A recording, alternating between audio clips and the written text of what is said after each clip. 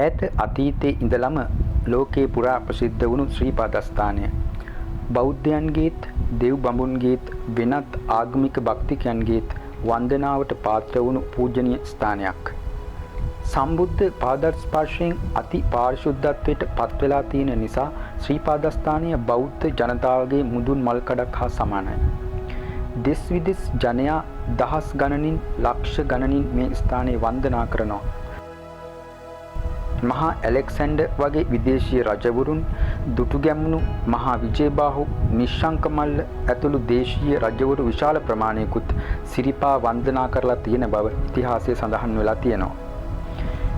ඈත මුහුදෙදි දැක ගන්න ලැබෙන මේ ගිරි ශිඛරය පුරාණ කාලේ ඉඳලම නාවිකයන්ට නැව් දිශාගත කරගන්න වගේම කේන්ද්‍රගත කරගන්න සලකුණක් වූ බවයි කියන්නේ.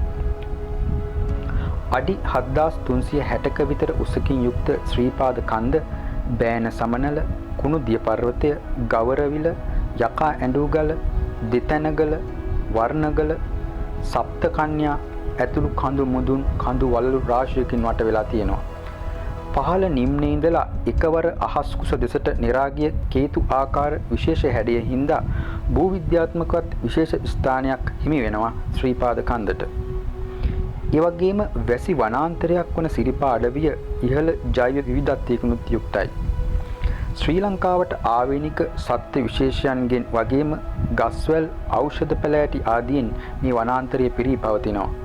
ලංකාවේ ප්‍රධාන ගංගාවන්ට දියවර සපයන ශ්‍රීපාද අඩවියෙන් ඇරඹෙන දිය දහරාවන් ඇසුරෙන් දිය ඇලි රාශියකුත් නිර්මාණය වෙලා තියෙනවා. මේ සියල්ලෙන් පිරුණු සිරිපා අඩවිය ස්වභාව සෞන්දර්යයේ පාරාදීසයක්. දෙස් විදෙස් ජනයා අමන්දානන්දයට පත් කරන විශේෂ අවස්ථාවක් තමයි සිරිපා මුදුනේ ඉඳලා දකින සූර්ය උදාව.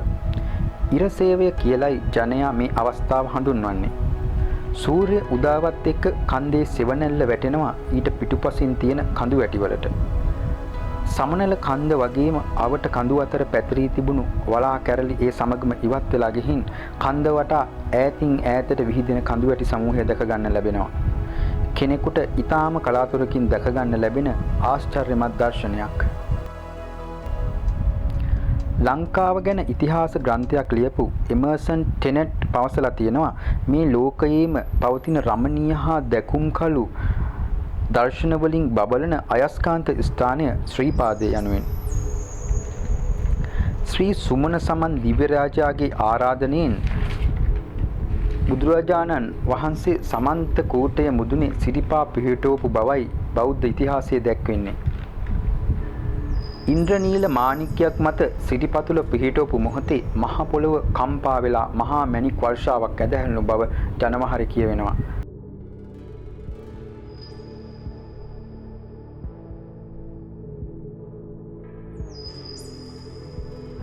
සබරගමුවේ ශ්‍රීපාදයේ ආශ්‍රිත රත්නපුරේ වගේ ප්‍රදේශවල මැණික් ඉල්ලම් පිහිටීමට හේතුව ඒ බවයි විශ්වාස කෙරෙන්නේ. පස්සේ කාලේ ශ්‍රීපාද සංචාරයේ යෙදුණු විදේශීය සංචාරකයන්ගේ වාර්තාවලත් ඒ බව තහවුරු කරගන්න පුළුවන් තොරතුරු සඳහන් වෙලා තියෙනවා. ක්‍රිස්තු වර්ෂ 831-911 අතර කාලේ ශ්‍රීපාදයේ තරණය කරපු මුස්ලිම් ජාතිකයන් දෙදෙනෙකුගේ ලේඛනවල සඳහන් කරලා තියෙනවා කන්දේ හැම දෙසින්ම ඇති පාරවල් වල රතු කැට, නිල් කැට, ගෙවුඩ, වයිවර්ණ පුෂ්පරාග, පද්මරාග වැනි මැණික් කැට තිබිනි යනුවෙන්. ඒ වගේම 1330 අවුරුද්දේ සිරිපා තරණය කරපු ඔඩෝරික් කියන පියතුමාගේ වාර්තාවල මෙහෙම සඳහන් කරලා තියෙනවා. සිරිපා කන්දෙන් ඇදහැළෙන ජලධාරා ලොව රජෙකුට නැතිතරම් පද්මරාග දියමන්ති මැණික් වලින් පෝෂිතයි. ලොව ලොකුම වාසනාවන්තයා සිලාන්හි රජුයි. 14 වෙනි සියවසේදී ශ්‍රීපාදයේ තරණය කරපු ඉබන් බතුතාගේ වාර්තාවල කන්ද අවට ප්‍රදේශයේහි වටිනා මැණික් පහළ වී තිබුණි යනුවෙන් දක්වලා තියෙනවා. සිරිපා සංචාරයේ යෙදුණු විදේශිකයන්ගේ මේ වාර්තාත් සිරිපා පිහිටුවීමේදී සිදුණු බව කියන මහා මැණික් වර්ෂාවත් අතර සම්බන්ධය ඇත්තෙන්ම ආශ්චර්යජනකයි. සිරිපතුල පිහිටුවන්නට යෙදුණු ඉන්ද්‍රනීල මාණික්කයේ ආලෝකය කන්ද අවට පරිසරයේ පුරා ආලෝකයේ විහිදුවන්නට වුණු බව සඳහන්. පස්සේ කාලේ රජවරු සිරිපතුලේ ආරක්ෂාවට කළුගල් වලින් ආවරණය කළ බවයි පැවසෙන්නේ. ක්වේරෝස් කියන ඉතිහාසඥයා පවසලා තියෙනවා සමනල වටා පිහිටලා තියෙන කඳුමුදුන් වගේම තුරුලතා සියල්ල ශ්‍රී පාදයේ දෙසට නැමී ඇති බවත් එය ඊටාම ආශ්චර්යමත් දර්ශනයක් බවත්.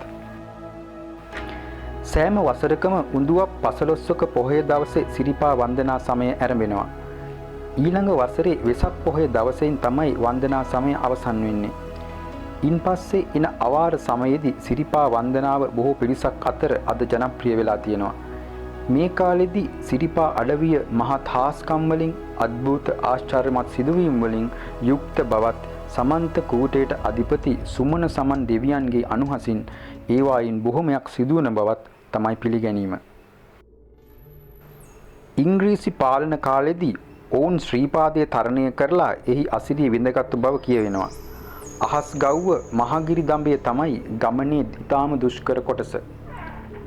අද තරම්වත් ගමන් පහසුකම් නොතිබුණු ඒ කාලෙදී අලියෙකු සිරිපා මළුවට නැග ඇති බවත් අලියෙකුගේ වසුරු මළුවේ දක්නට ලැබුණු බවත් ඉංග්‍රීසි ජාතික මේජර් ස්කිනර් සඳහන් කරලා තියෙනවා. ඒ 1840 දී විතර. ඒ සුමන සමන් දෙවියන්ගේ ඇත් රජුගේ බව බොහෝ අය පවසලා තියෙන්නේ මළුවට ඇතෙකු නැගීම අදාහගත නොහැකි විස්මය දනවන දෙයක් නිසා. අවාරේ ශ්‍රීපාදයට මහා වැසිය දැහැලෙනවා. මළුව පිරිසිදු කරන මේ ජලය පියගැට පෙළ දිගේ දිය ඇලි වගේ පහළට ගලනවා. ඒ දේව කාර්යයක් හැටියටයි විශ්වාස කරන්නේ. මළුව පිරිසිදු වුණාට පස්සේ ශ්‍රී සුමන සමන් දෙවියන්ගේ වාහනේ වන සුදු ඇතා ඇහැල කණුව ළඟට ඇවිත් කුංචනාද පවත්වලා ශ්‍රීපාදයේ වන්දනා කරන බවයි විශ්වාසය. ඒ වගේම අවාරයේදී රාත්‍රී කාලයේ දෙවියන් ශ්‍රීපාදයේ වන්දනා කරන බවත් ඒ විදියට වන්දනා කරද්දී වර්ණවත් ආලෝක ධාරාවන්ගෙන් මළුව බැබලෙන බවත් කියනවා. බුදුරජාණන් වහන්සේ සිරිපා පිහිටුවද්දී ඇදවැටුණු මහා මැණික් වර්ෂාව නිසාම මේ අඩවියේ පිරී ඇති මැණික් කිසිවෙකුටත් ගත නොහැක්කේ ශ්‍රී සුමන සමන් දෙවියන් විසින් ඒවා ආරක්ෂා කරන නිසා බවට විශ්වාසයක් පවතිනවා. ඒ සම්බන්ධව අහන්න ලැබෙනවා මෙන්න මේ වගේ කතා පුවත්. එක අවස්ථාවක සුදු ජාතිකයෙක් අශ්වයෙකු පිටේ නැගලා සමනල කඳුපාමුල ගිරිදුර්ග හරහා සංචාරයක යෙදුණලු. මෙහෙම යද්දී ඔහුට දැක ගන්න ලැබිලා තියෙනවා මහා වනාන්තරයේ මැද ලොකු මැණික් ගොඩක්. ඊගෙන මහත් ආශාවක් ඇති වෙලා අරගෙන යන්න හිතුවත් එකවර ඒ තරම් ප්‍රමාණයක් ගෙනියන්න බැරි හින්දා ඔහු ආපසු Tamanගේ නවාතනට ගිහින් සේවකයන් කීප දෙනෙකුත් එක්ක ගෝනිත් අරන් ඇවිත් තියෙනවා මැණික් ගෙනියන්න. ඒත් ඒ වෙනකොට මැණික් සියල්ල මතුරු දහන් වෙලා මහත් ශෝකයටපත් වුණු ඔහු අසල කිරිකුලකට නැගලා ඒයින් පහළට පැනලා දිවිනසාගත්තු බවට කතාවක් ජනප්‍රවාදේ තියෙනවා. සිරිපා අඩවියේ තැන තැන මේ වගේ මැණික් ගොඩවල් දකින්න ලැබුණත් ඒවා සුමන සමන් දෙවියන්ට අයිති නිසා තණ්හාවක් ඇති කර නොගත යුතු බවයි ජනයාගේ විශ්වාසය. ඒ වගේම සමනල කන්දේ මැණික් ආරක්ෂා කරන්න බහිරවයන් සිටින බවටත් විශ්වාසයක් තියෙනවා. වතාවක් සමනල අඩවියට ගිය කිහිප දෙනෙක් මැණික් ගරන්න සූදානම් වෙනකොටම පොලිසියෙන් කඩාපැනීමක් සිදු වුණාලු. ඒ හින්දා හිස් ලූලු අත දීවලු හැමදෙනාම. පස්සේ දැනගන්න ලැබිලා තියෙන්නේ ඒ පොලිසියේ කඩාපැනීමක් නොවේයි බහිරවයන්ගේ ක්‍රියාවක් කියලා. තවත් අවස්ථාවක සිරිපා අඩවියේ නිදානයක් ගන්න පිරිසක් ගිහින් තියෙනවා. නිදානිය තිබුණු බව සිතුණු ගල් ගුහාව ළඟ ඉඳලා කට්ටඬිය මතුරද්දී ගුහාවේ දොරටු 7ම ඇරුණලු. කට්ටඬිය පිරිසත් එක්ක ගුහාව ඇතුළට යද්දී මැද තිබුණු පොකුණක් ළඟ වාඩි වෙලා ඉඳලා තියෙනවා කාල වර්ණ මිටි පුද්ගලයෙක්. පිරිස දැකපු ගමන්ම මේ මිටි පුද්ගලයා දුවන්න පටන් අරන්. ඒ බහිරවයෙක් බව හඳුනාගත්තු කට්ටඬියත් පිරිසත් ඒ පසුපසින්ම දිව්වලු. ඒත් එක්කම ගුහාවේ සියලුම දොරටු වැසී ගිහින් තියෙනවා. පිරිස බේරලා තියෙන්නේ ලොකු අනතුරකින්. මේ විදියට අයහපත් චේතනාවෙන් සිරිපා අඩවියට ඇතුළු වුණොත් බහිරවයන් විසින් ඔවුන් පන්නා දමන බවටත් විශ්වාසයක් පවතිනවා. අවාරයේ සිරිපා කරුණාකර පිරිසකගේ අත්දැකීම් මෙන්න මේ විදියට පවසලා තියෙනවා. අපි සිල් සමාදන් වෙලා උදේ පාන්දරම මළුවට යනවා. දේවතා එළි වලින් මුළු පරිසරෙම ආලෝකමත් වෙලා අවට හැමතැනම ලයිට් පත්තු කරලා වගේ. රෑ 12ට විතර මළුව දිහාවෙන් හේවිසි ගහනවා ඇහෙනවා. උදේට ගන්ටාර සද්දෙත් එක්ක මළුවෙන් බුදු රැස් විහිදෙනවා. අවාරේ සිරිපා මළුවේ මුරකරුවෙකු Tamanගේ අත්දැකීම් මෙහෙම විස්තර කරලා තියෙනවා. මම ගමේ ගිහින් ආපහු සිරිපාද නගිනකොට බඹ 10ක් 15ක් ඈතින් සුදු ජටාවක් බැඳලා සුදු ඇඳගත්තු කෙනෙක් ඉස්සරහින් යනවා. කිට්ටු කරන්න බෑ. ඉඳගත්තොත් ඒ කෙනත් ඉඳ ගන්නවා. හැබැයි ඇහැල කණුවෙන් එහාට එන්නේ නැහැ. කෙම්මුර දවසට එළියට ගියොත් සුදු උස කෙනෙක් පෙනෙනවා. සිරිපා කරුණා කරපු තවත් පිරිසක් මළුවට ළඟා වෙලා තියෙනවා මොර සූරන වැස්සේ. මුරකරු මේ වගේ කතාවක් වුන්ට කියලා තියෙනවා. හැමදාම යටමළුවේ බේර ගහන සද්ද ඇහෙනවා. ගහන කෙනෙක් නැහැ. හැබැයි ඉඳලා හිටලා සුදු ඇඳගත්තු කෙනෙක් නම් උඩමළුවට එනවා පේනවා. ඒ ඇත්තගේ ළඟට යනකොට සුදු එලියක් වෙලා ක්‍රීම් ගාලා පියාඹලා යනවා. සිරිපා අඩවියේ ගල්ලෙනක අවුරුදු 50ක විතර කාලයක් ජීවත් වුණු කැලෑ ජෝන් කියලා නමින් හඳුන්වන පුද්ගලයෙක් මෙහෙම තොරතුරු ටිකක් කියලා තියෙනවා. මේකේ කටවරද්දාගෙන පාර වැරදිනු අය දවස් ගණන් කැලෑවේ ඇවිදිනවා. අන්තිමට පහන් එළියකින් ඒ අයට පාර පෙන්නනවා. කෙම්මුර දවස්වලට සුදු අස්වැයෙකු පිටේ නැගගත්තු සුදු කෙනෙක් මේ අඩවියේ ගමන් කරනවා. කිසි කෙනෙකුට කරදරයක් නැහැ. ඔය අම්බලමට පිටිපස්සෙන් තියෙන ඇල්ලට උඩින් පතුළු නොපෙනෙන මහා බොක්කාවක් තියෙනවා. ඒ බොක්කාව හරහා තමයි හූනියම් දෙයියෝ සිරිපාදේ වදින්න ඉන්නේ. දිය ඇල්ලේ පහළ ඉඳලා මුදුනට සමහර දවස්වලදී රැට එළියක් ගමන් කරනවා. ඒ තමයි හූනියම් දෙයියෝ. මේ අම්බලම්වල එක එක විදිහේ කටාඬවල් සද්ද ඇහෙනවා. සමහර සද්ද මහා අමුතු ඒවා. ඒත් කාටවත් කරදරයක් නැහැ. ඉංග්‍රීසි ජාතික මාග්‍රට් ග්‍රිෆිත්සි 1950 අවුරුද්දේ මාර්තු මාසේ 15ක පොහොය දවසක සමනල ගිරිසිරසේදී තමන් දුටු සිදුවීම පුවත්පතකට මෙහෙම වාර්තා කරලා තියෙනවා. ඒ චන්ද්‍රයාගේ ප්‍රාතිහාර්ය විදියටයි හඳුන්වලා තියෙන්නේ. වේලාව රාත්‍රී 8:30ට පමණ ඇත. නින්දට යාමට පෙර අවට බැලීම සඳහා අපි නැවතී සිටි කුඩා අම්බලමින් පිටතට බැස්සෙමු. සියලු දෙනාම අහසට අත දිගු කරමින් පූර්ණ චන්ද්‍රයා දෙස බැලූහ.